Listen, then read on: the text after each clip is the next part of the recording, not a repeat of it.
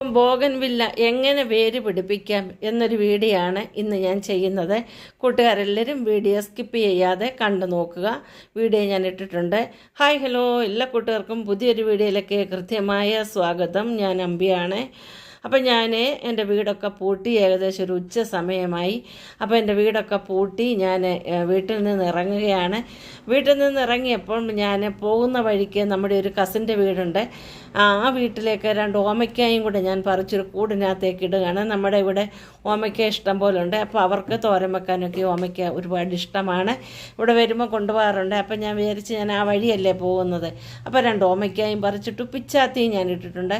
ആ പിച്ചാത്തി എന്തിനാണെന്ന് ഞാൻ വഴിയെ എൻ്റെ കൂട്ടുകാരുമോടെ ഞാൻ പറഞ്ഞു തരാം.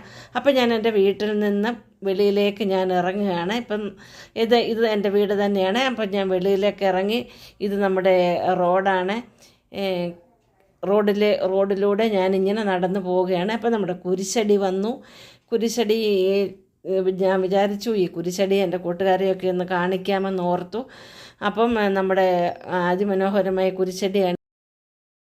യൂദാസ്ലീഗയാണ് ഇവിടെ ഇരിക്കുന്നത്. ഇടയ്ക്കൊക്കെ പോകാറുണ്ട്, മെഴുകുതിരി കത്തിക്കാറുണ്ട്. ആ നീല പെട്ടി പോലെ ഇങ്ങനെ ഇരിക്കുന്നത് അവിടെയാണ് നമ്മൾ മെഴുകുതിരിയൊക്കെ കത്തിച്ച് വെക്കുന്നത്. അപ്പം കണ്ടോ, അവിടെ കൂടെ ഇച്ചിരി അങ്ങോട്ട് മാറുന്നിടത്ത് പള്ളിയുണ്ട്, വലിയ പള്ളിയാണ്. അത് ഞാൻ കാണിക്കാം. അപ്പോൾ ഇത് കുരിശടിയുടെ പാലമാണ്. പാലം കയറി ഞാൻ നടന്നാണ് പോകുന്നത്. അപ്പോൾ പാലം കയറി ഇറങ്ങി എൻ്റെ ഒരു കസിൻ്റെ വീടും അവിടോട്ട് പോകുന്നിടത്തുണ്ട്. ഞാൻ വേറെ ഒരു അത്യാവശ്യ കാര്യത്തിനാണ് പോകുന്നത്. അതെന്താണെന്ന് ഞാൻ എൻ്റെ കൂട്ടുകാരോട് ഞാൻ പറയുന്നതായിരിക്കും. അപ്പോൾ പാലം കയറി ഇറങ്ങി നമ്മളിപ്പോൾ ഇറങ്ങും അങ്ങോട്ട്. ആ ഒരു വഴിയൊക്കെ എൻ്റെ കൂട്ടുകാരെ ഒന്ന് കാണിച്ചു തരാം. കണ്ടോ, എല്ലാം പൊട്ടി കിടക്കുന്ന റോഡാണ്. അതിൻ്റെ ഇടയ്ക്ക് കണ്ടോ ഒരു വലിയ നല്ല തോടുണ്ട്. അതിമനോഹരമായ തോടാണ് എൻ്റെ കൂട്ടുകാരി കണ്ടുകൊണ്ടിരിക്കുന്നത്. അപ്പം ഞാൻ ഇവിടെ കണ്ടോ, ഇവിടെ കൂടെ ഇടവഴിയാണ്. ഈ പിച്ചിങ് കെട്ടിയിട്ടേക്കുന്ന ഇടവഴിയെ കൂടെ നടന്നു പോവാണ്. വേറെ റോഡുണ്ട് പോകാനായിട്ട്. ആൾക്കാരൊക്കെ എളുപ്പത്തിന് ഇതുവഴിയൊക്കെയാണ് പോകാറുള്ളത്. അപ്പം ഞാനും പോകുമ്പോഴൊക്കെ കസിൻ്റെ വീട്ടിലേക്ക് പോകാനാണ് ഇതുവഴിയാണ് എപ്പോഴും നമ്മളങ്ങനെ പോകാറുള്ളത്. അത് നമ്മുടെ പള്ളിയാണ്, ഹോളി ഫാമിലി ചർച്ചാണ്. പള്ളി കണ്ടോ, അതിമനോഹരമാണ് നമ്മുടെ പള്ളി കാണാൻ. തോടിൻ്റെ തീരത്തെ അങ്ങനെയായി ഞാനൊരു പാലത്തെ കയറാൻ പോവാണ്. കണ്ടോ കൂട്ടുകാരെ, നമ്മുടെ കുട്ടനാട്ടിലെ പാലമൊക്കെ ഇങ്ങനത്തെ പാലങ്ങളൊക്കെയാണ് കൂട്ടുകാരെ. കണ്ടോ, ആ പാലത്തെ കൂടെ ഞാനിങ്ങനെ നടന്ന് പോവുകയാണ്. ഏത് സമയത്താണ് പാലം മറിഞ്ഞു വീഴുന്നതെന്നൊന്നും പറയാൻ പറ്റുകയില്ല. അപ്പം അങ്ങോട്ട് പോകുന്ന വഴിക്ക് അവിടെ ഒരു വള്ളം ഇട്ടിട്ടുണ്ട്. കണ്ടോ, വള്ളപ്പരയാണത്. വെള്ളത്തിനകത്ത് തന്നെയാണ് വള്ളം ഇപ്പം കിടക്കുന്നത്, മേളിലല്ല. അപ്പം കണ്ടോ, വള്ളം ഇട്ടേക്കുകയാണ് ഇവിടെ. അതിൻ്റെ മുകളിൽ നമ്മൾ ഇത് കെട്ടിയൊക്കെ ഓലയാണെന്ന് തോന്നുന്നു, ഓല വെച്ചിട്ടൊക്കെ കെട്ടിയൊക്കെ മേളിൽ വെച്ചിട്ടുണ്ട്. കണ്ടോ, വള്ളപ്പരയാണ് നമ്മുടെ ഇത്. ആരുടെ വള്ളമാണെന്നൊന്നും എനിക്ക് അറിഞ്ഞുകൂടാ. അതിനിപ്പുറത്ത് വാഴ, കപ്പ, അങ്ങനെ മനോഹരമായ ഒരു നല്ല തോട്ടം തന്നെയാണ് നമ്മുടെ അനിയച്ചാൻ്റെ. ആ വീടിനടുത്തുള്ള അനിയച്ചാൻ്റെ തോട്ടമാണ്. കണ്ടോ, പിന്നെ ഞാൻ എൻ്റെ കൂട്ടുകാരെ ആ പള്ളി ഒന്ന് കാണിക്കാനുള്ള തന്ത്രപ്പാടിലാണ് ഞാൻ. പള്ളിയുടെ മതിലൊക്കെയാണ് അകത്ത്. ഭയങ്കര വലിയ പള്ളിയാണ്, ഹോളി ഫാമിലി ചർച്ച് മിത്രക്കേരിലെ ആണ്. അപ്പോൾ ഞാൻ ഇതുവഴി ഇങ്ങനെ നടന്ന് പോവുകയാണ്. കണ്ടോ, ഞാൻ നടന്നു പോകുന്ന വഴിയൊക്കെ കണ്ടോ. ഞാനൊരു കാര്യത്തെ ലക്ഷ്യമിട്ടാണ് ഇങ്ങനെ നടന്നു പോയിക്കൊണ്ടിരിക്കുന്നത്. അതിഞ്ഞടുത്ത് വരാറായി.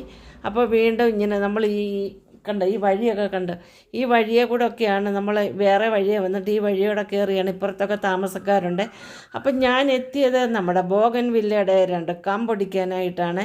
അങ്ങോട്ട് പോകുന്നിടത്തൊക്കെ ഇഷ്ടം പോലെ ബോഗൻവില്ലയുണ്ട്. അപ്പം ബോഗൻവില്ലയുടെ 2 കമ്പ് ഒടിക്കാനോ എന്നും പറഞ്ഞാണ് ഞാൻ അവിടേക്ക് വന്നത്. അപ്പോൾ കണ്ട് ബോഗൻവില്ലയുടെ കമ്പൊക്കെ ഞാൻ പറിച്ചുകൊണ്ട് എൻ്റെ വീട്ടിൽ കൊണ്ടുവന്നു. കസിൻ്റെ വീടാണ്. അപ്പോൾ ഇതിനെ നമ്മൾ എങ്ങനെ കൊണ്ടുവന്ന് വെച്ചാലും കിളിക്കത്തില്ല. നമ്മൾ വെയിലത്ത് വെച്ചാലും മഴയത്ത് വെച്ചാലും ചില സമയത്ത് അത് കിളിക്കുകയില്ല. ഇത് നന്നായി കിളിക്കാനായിട്ട് ഞാൻ കുറച്ച് കമ്പൊടിച്ച് അവിടെ നിന്ന് എടുത്തായിരുന്നു. ഒരു പിച്ചാത്തി ഇതിനാണ് ഞാൻ കൊണ്ടുപോയത്. അപ്പോൾ ആ കമ്പ് മാത്രം മതി, അതിൻ്റെ ഇലയും പൂവും ഒന്നും നമുക്ക് വേണ്ട.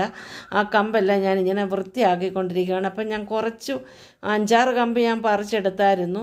കണ്ടോ, ഇതിൻ്റെ എല്ലാം ആ ഇലയും പൂവും എല്ലാം നമുക്ക് കളയണം.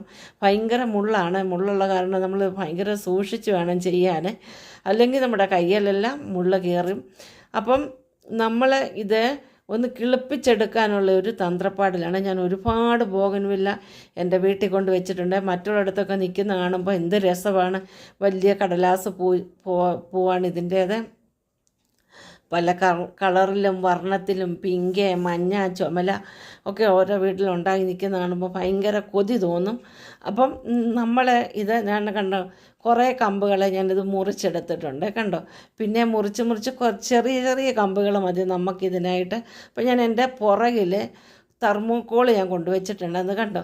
നമുക്ക് ഈ തെർമോക്കോളയിൽ ഈ ഓരോ ബോഗൺവില്ലയുടെ കമ്പും നമ്മൾ കുത്തി അങ്ങോട്ട് വെച്ച് കൊടുക്കണം. നമ്മൾ മണ്ണിലൊക്കെ വെച്ച് കഴിഞ്ഞാൽ കിളിക്കാൻ പ്രയാസമാണിത്. ഈ തെർമോക്കോളയിൽ നമുക്ക് ആ ഒരു തെർമോക്കോൾ ഞാൻ എടുത്തിട്ടുണ്ട്. അതിനകത്തിൽ നമുക്ക് എത്ര കമ്പ് വേണമെങ്കിലും കുത്തി വെക്കാം.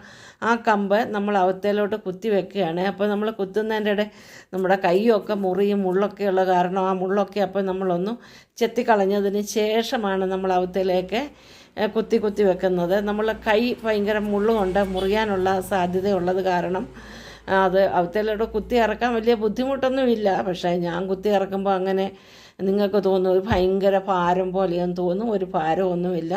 അപ്പോൾ ഞാൻ അവത്തിലേക്ക് ഞാൻ എടുത്തതിനകത്തിലേക്ക് കുറേ കമ്പുകൾ ഞാൻ അതിനകത്തിൽ കുത്തി വെച്ചിട്ടുണ്ട്. കുത്തി വെച്ചതിന് ശേഷം എൻ്റെ അടുത്തൊരു ബക്കറ്റ് ഇരിപ്പുണ്ട് കണ്ടോ. ആ ബക്കറ്റിലേക്ക് നമുക്ക് ഈ ബോഗൺവില്ല നമ്മൾ തെർമോക്കോളിൽ കുത്തി വെച്ചത് അതുപോലെ അങ്ങോട്ട് ഇട്ട് കൊടുക്കണം. കുറേ വെള്ളവും വേണം. അതിനകത്ത് കിടന്ന് ആ ബോഗൺവില്ല നമ്മൾ ഈ തെർമോക്കോളിൽ കുത്തി വെച്ചേക്കില്ല, അത് ആ വെള്ളത്തിനകത്തോട്ട് ഇട്ട് കഴിയുന്ന ഉടനെ അതിന് വേരുകൾ വരാൻ തുടങ്ങും. ആ വെള്ളം മാറേണ്ടതായിട്ടൊരു കാര്യമൊന്നുമില്ല. നമുക്ക് ആ വെള്ളത്തിലേക്ക് ഞാനിപ്പോൾ ഇടാൻ പോവുകയാണ്. അപ്പോൾ സൈഡിലുള്ളതിലൊക്കെ ഒന്ന് മാറ്റി കണ്ടോ വെള്ളമുണ്ട്. കുറച്ച് വെള്ളം മതി, നമ്മുടെ അതൊന്ന് മുങ്ങിക്കിടക്കത്തൊക്കെ പോലെ വെള്ളം മതി. അത്രയും വെള്ളത്തിനകത്ത് നമ്മൾ എടുത്തിട്ടുണ്ട്.